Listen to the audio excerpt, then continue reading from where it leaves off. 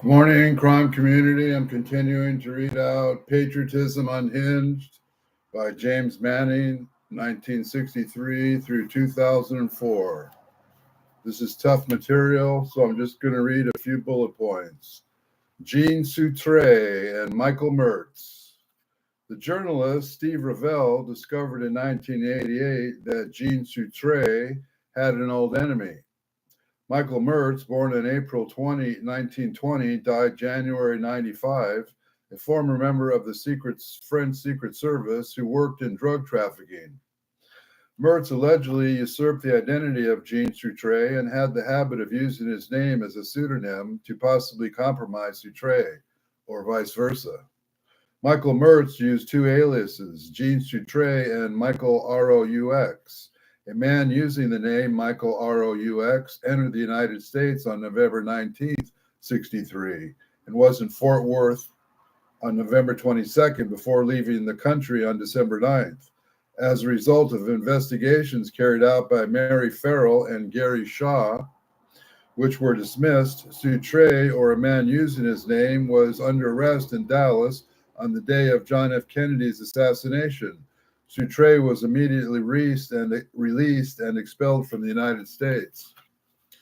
Still unproven, the remaining three CIA contracted assassins by Giancana were subsequently removed in a crab pot action, and the one who escaped had been the object of intense searches in France and Italy by elements of the CIA. The Assassin's Getaway plot, David Ferrie. On November 25, 1963, 3 days after the assassination, David Ferrie and two other men were booked for vagrancy by the New Orleans District Attorney's Office, held for investigation by the FBI and Secret Service, and released the next day. Did Ferrie make it to Maryland or with the Corsicans? Or was the FBI vagrants investigation another cover? Garrison's Full Circle. William Guy Bannister, I think he's Clay Shaw, I'm not sure, worked for the FBI and was an assistant superintendent of the New Orleans Police Department. He was an avid anti-communist and alleged member of the Minutemen and the John Birch Society, led by H.L. Hunt. We know who that is. On the day of the assassination, Bannister and his employee, Jack Martin, is that related to the Martin family? Dr. Martin?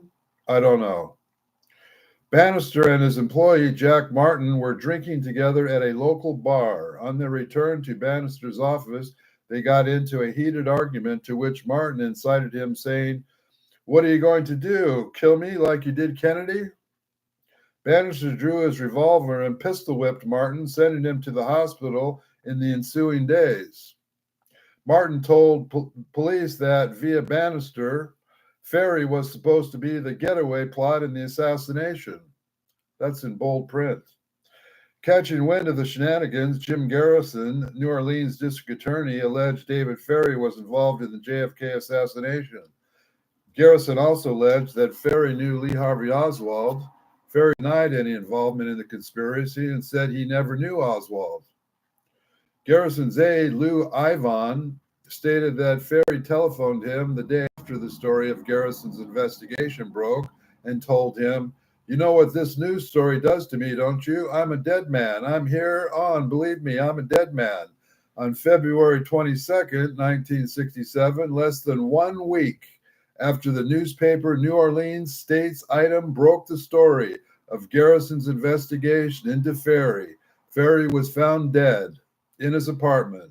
Garrison said he considered Ferrie's death a suicide, but added, "I am not ruling out unaliving."